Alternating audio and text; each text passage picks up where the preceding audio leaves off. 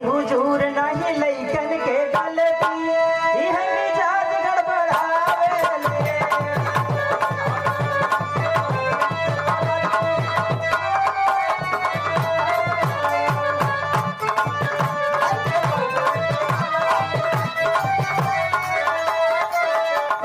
Master ये हमरे गाना के भाव का है। बाबा साहब कह के गए कि मेरे पढ़े लिखे बहुजनों से बहुत शिकायत है और मेरे जो अनपढ़ समाज के लोग हैं उन्होंने उनसे कोई शिकायत नहीं है। मुझे जो धोखा दिया है वो तो मेरे पढ़े लिखे समाज ने दिया है।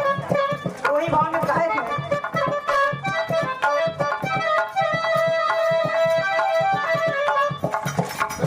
अनपढ़ से बाटे न कवनो शिकायत, अनपढ़ से बाटे न कवनो शिकायत, पढ़ल समाज गड़बड़ावेले।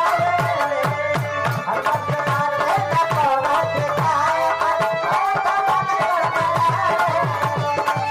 अनपढ़ से बाटे न कवनो शिकायत, अनपढ़ से बाटे न कवनो शिकायत, पढ़ले समाज गड़बड़ावे।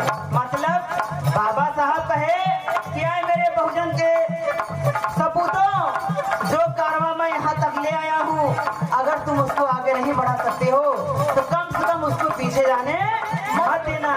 लेकिन ये भैया जे बाबा साहब की बदौलत नौकरी पाई गई, अच्छा